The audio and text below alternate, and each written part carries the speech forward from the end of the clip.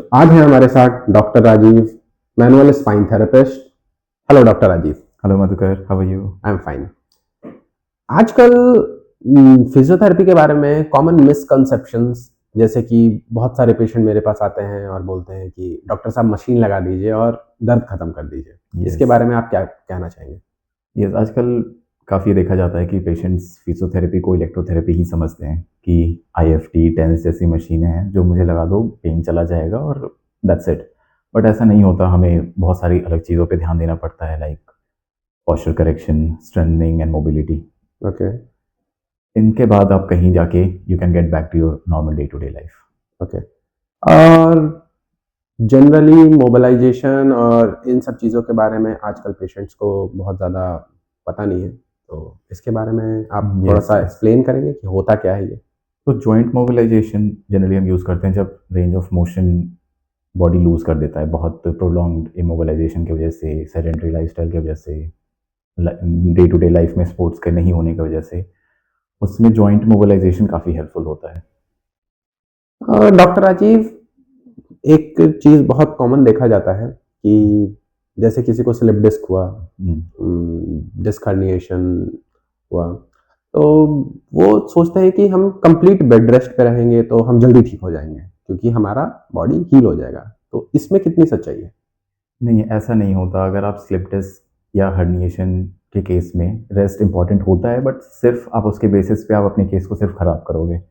अगर आप complete rest पे चले जाओगे, आपके बैक के मसल्स और वीक हो जाएंगी, जिनका बेसिकली काम होता है कि आपके वर्टिब्रा को, डिस्क को प्रॉपर जगह पे रखें। उनके और वीक होने की वजह से ये कंडीशन और वर्स हो सकता है। सो बिगिनिंग में आपको you have to go to a therapist, एक proper strengthening protocol with suggested rest आपको कितना चाहिए वो बताएंगे। तो इसके लिए 100% रेस्ट जो बोला जाता है वो नहीं, नहीं, सही नहीं, नहीं है। बिल्कुल नहीं। वो आपके केस को, जैसा मैंने बताया, वो और ख़राब भी कर सकता है। कुछ केसेस में पेन चला जाता है, बट दैट डजंट मीन कि आपका कंडीशन ठीक हो गया है। हाँ, मेरा नेक्स्ट टॉपिक यही था कि ये जैसे पेन खत्म होता है तो जनरली जो पेशेंट्स होते हैं वो सोचते हैं कि हम ठीक हो गए। पेन खत्म होना और ठीक होना, what is the difference between that? General कोई भी एक्सरसाइज, अगर आपका कोई भी फिजियोथेरेपी सेशन चल रहा है for any condition, generally patients देखते हैं कि अगर मेरा पेन चला गया है तो अब मुझे फिजियोथेरेपी की क्या ज़रूरत है, जबकि ये बिल्कुल गलत है। यहीं पे आपको मेन फिजियोथेरेपी की ज़रूरत है, एक अच्छे फिजियोथेरेपिस्ट की ज़रूरत है जो आपको सही स्ट्रेंथनिंग और मोबिलिटी की तरफ ले जाए। पेन, मैं बोलूँगा, रिड्यूस करना या फिर कंप्लीटली पेन हटा देना इज़ वेरी ईजी। आज के टाइम मशीन्स हैं उसके लिए, काफ़ी रेस्ट से भी काफ़ी हद तक पेन चला जाता है, but for the thing not to come back again, आपको प्रॉपर एक्सरसाइजेस की ज़रूरत है। आजकल हमारे यंग यूथ को जो जो जनरली वर्क फ्रॉम होम करते हैं, जिनका बहुत सेडेंटरी लाइफस्टाइल है, हम्म, इनमें बहुत कॉमन देखा जाता है कि बैक पेन और नेक पेन काफ़ी कॉमन है, काफ़ी मतलब they are very young people जिनको ये सब चीज़ें हो रही हैं, back yes, pain, yes. Neck pain. इनके लिए आप क्या सजेस्ट करेंगे कि ये क्या करें कि इन सब चीज़ों से ये बच के रहें? बिल्कुल, अपने लाइफ में थोड़ा-सा स्पोर्ट्स ऐड करें। जैसा मैंने बताया, थोड़ा सेडेंटरी लाइफ़स्टाइल की वजह से ही ये सारी प्रॉब्लम एक्चुअली में बिगिन होती है। पहले stiffness, then loss of movement, उसके बाद जाके कहीं स्लिप डिस्क या फिर हर्निएशन का केस आता है, जिसको पीआईवीडी आजकल बहुत कॉमनली बोलते हैं, जिसमें आपका डिस्क कंप्रेस हो जाता है और अंदर का फ्लूइड थोड़ा-सा बाहर निकल आता है, जो नर्व को कंप्रेस करते हैं। इससे बचने के लिए बेसिकली बहुत सिंपली आपको एक एक आदत बनानी है कि हर आधे घंटे 40 मिनट में उठ के थोड़ा-सा वॉक कर लिए, थोड़ा बैक स्ट्रेच स्ट्रेच कर लिए।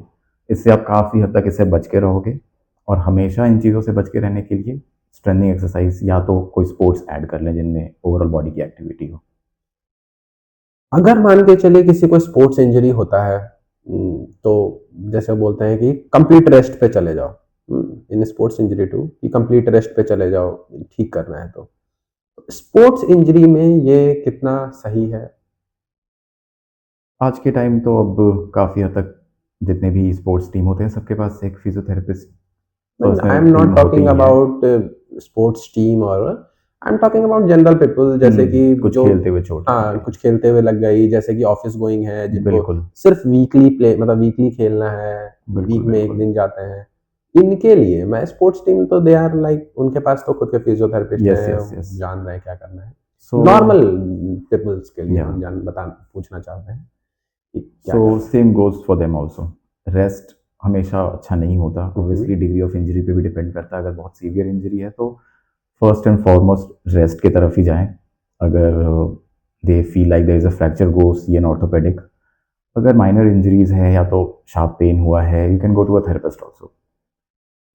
अगर आप फिर भी फर्स्ट प्रोटोकॉल आप घर पे ही रखना चाह रहे हो तो rest is the worst thing you can do. What we call it is a active rest. आप थोड़ा बहुत मूवमेंट करें, वॉक करें। अगर एंकल पे आया है तो भी थोड़ा बहुत बॉडी प्रेशर डालें।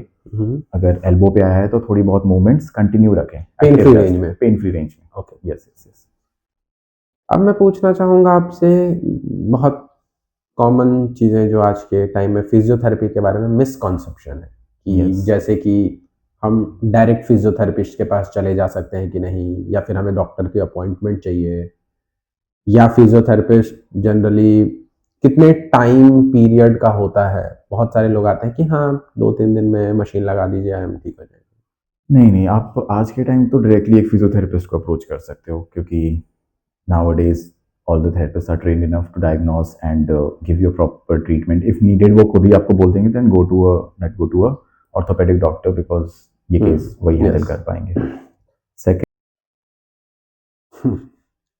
तो डॉक्टर मैं ये पूछना चाहूँगा कि जो हमारे नॉर्मल कॉर्पोरेट एम्प्लॉयज़ होते हैं, जैसे कि जिनका 9 टू 5 जॉब होता है, जो ऑफ़िस में काम करते हैं या फिर किसी भी टाइप का काम करते हैं, वो वीकली अपने खेलने या फिर कोई भी स्पोर्ट्स में इन्वॉल्व होते हैं। तो उनको इंजरी से बचने के लिए स्पेशली क्या करना चाहिए? अगर वो कभी स्पोर्ट्स के लिए जाएं या फिर नॉर्मल। नॉर्मली मतलब स्पोर्ट्स, मतलब अगर वीकली वो खेलते हैं, को हम्म। किसी भी स्पोर्ट्स में है, तो उनको इंजरी ना हो इससे बचने के लिए वो क्या कर सकते हैं? कॉमनली देखा जाता है जो भी हमारे कॉर्पोरेट एम्प्लॉयज़ जितने भी हैं वो वीकली एक बार ज़रूर स्पोर्ट्स खेलते हैं, और इनमें इंजरी के चांसेस और ज़्यादा होते हैं because throughout the week आपकी body is not getting as much as movement, और बिल्कुल वीकेंड पे you are going to aggressive. तो इससे बचने के लिए it's a very good thing कि पहले अपने बॉडी को वार्म अप कर लें, यू नो, विद रनिंग और जंपिंग जैक्स लाइक दैट, और स्ट्रेच ज़रूर करें अच्छा, stretching and and warm up. Warm up, या एंड आई मस्ट सजेस्ट कि सम प्रोटेक्टिव गियर्स भी यूज़ करें। ऑप्शनल है डिपेंडिंग ऑन द स्पोर्ट्स। हाँ। तो डॉक्टर, अब as a manual spine therapist हम ये पूछना चाहेंगे कि आज के टाइम में एज़ अ कायरोप्रैक्टर, आपने देखा होगा कि आजकल बहुत सारे रील्स वायरल होते हैं कि यस। नर्व कंप्रेशन में they are only making that crack sound, and उससे पेशेंट बिल्कुल ठीक हो जाते हैं। तो how much it is real? So it's not like वो बिल्कुल हेल्पफुल नहीं होते। Obviously they do help with some extent. Even physiotherapy में we call it manipulation, grade 5 mobilisation होता है वो, हम भी यूज़ करते हैं। But most of the cases जितना भी आजकल दिखाया जाता है उन सब चीज़ों में वो वर्क इफेक्टिवली नहीं करते हैं। एक सडन रिलीज, एक सडन रिलीफ ऑफ पेन ज़रूर देते हैं वो, for that you can use it, but it's not at all a treatment. तो जैसे नहीं, आजकल आपने भी बहुत सारा देखा होगा कि यस यस। किसी की गैस की ट्रीटमेंट कर रहे हैं, फिर तो किसी की हाइट इंक्रीज़ कर रहे हैं, किसी को सुनाई नहीं दे रहा है, उनका हियरिंग वापस ला रहे हैं। तो इज़ दिस रियल और सम? सो इवन आई अंडरस्टैंड कि वीडियोस देख के और ये देख के काफ़ी हाँ, रियलिस्टिक यस, लगता है, हाँ। और obviously people are getting attracted to it because the sessions are quick, even it's very relieving. जो हाइट एडजस्टमेंट वाली बात है, इट्स नॉट कम्प्लीटली ट्रू। अगर आप अभी किसी का भी स्पाइन मैनिपुलेट करोगे या फिर कायरोप्रैक्टिक एडजस्टमेंट करोगे तो हमारे स्पाइंस के बीच में ना फैसेट जॉइंट होता है जिसका गैप हल्का सा इंक्रीज हो जाता है, जिसके वजह से ओवरऑल स्पाइन का लेंथ इंक्रीज हो जाता है, that to a very temporary basis पे।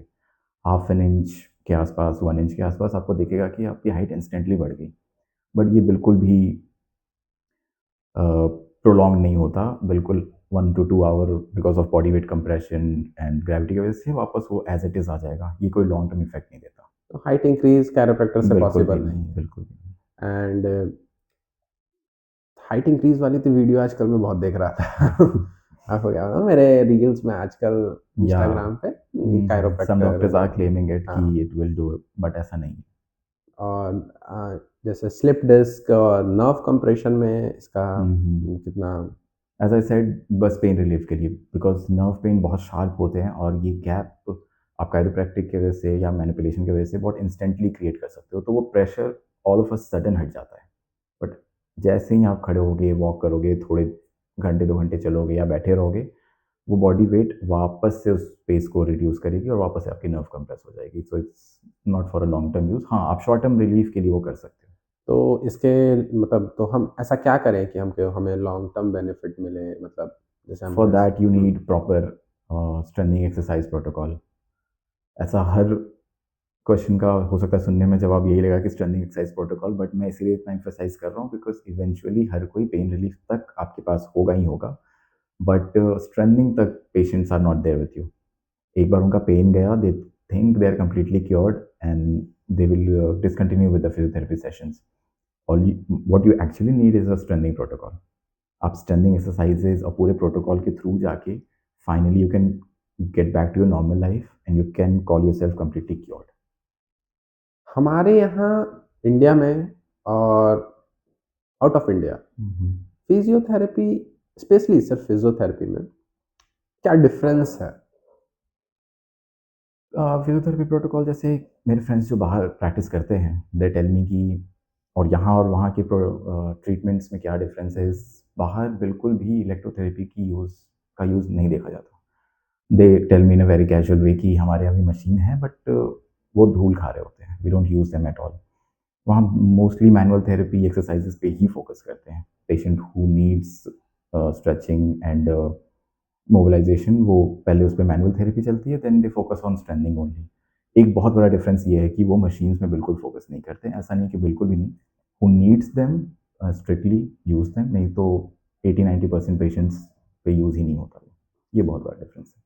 तो इंडिया में एक्चुअली फिजियोथेरेपी को बहुत वैसे लेके चला जाता है, लाइक यार मसाज वाला एंड मशीन लगा दीजिए, या फिर मेरे पास भी बहुत सारे पेशेंट्स आते हैं जो कि कहते हैं कि हाँ, करंट लगा दीजिए, IFT, they know these names, IFT, या अल्ट्रासाउंड एंड ऑल। नाउअडेज हाँ, सबको ही पता है। हाँ, तो ये मुझे भी थोड़ा-सा लगता है कि हू टेल देम कि सिर्फ़ इससे ठीक हो जाएगा।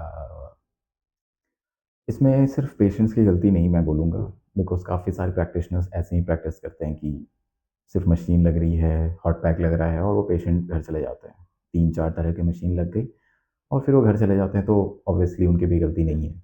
It's for us to educate them and let them know कि सिर्फ machines are not the only part of your physiotherapy. वो बस एक इलेक्ट्रोथेरेपी है which is an add on to your overall treatment. जो इट्स कि नॉट अ सिर्फ़ आपको, कंप्लीट हाँ, ट्रीटमेंट। जो सिर्फ़ आपको इनिशियली पेन रिलीफ़ में रिलीफ में हेल्प हेल्प करता है, करेगा, दैट्स ट्रू, दैट्स ट्रू। और बाकी लॉन्ग टर्म के लिए you have to do all the mobility set of, या exercises, strengthening exercises. Exercises and all this.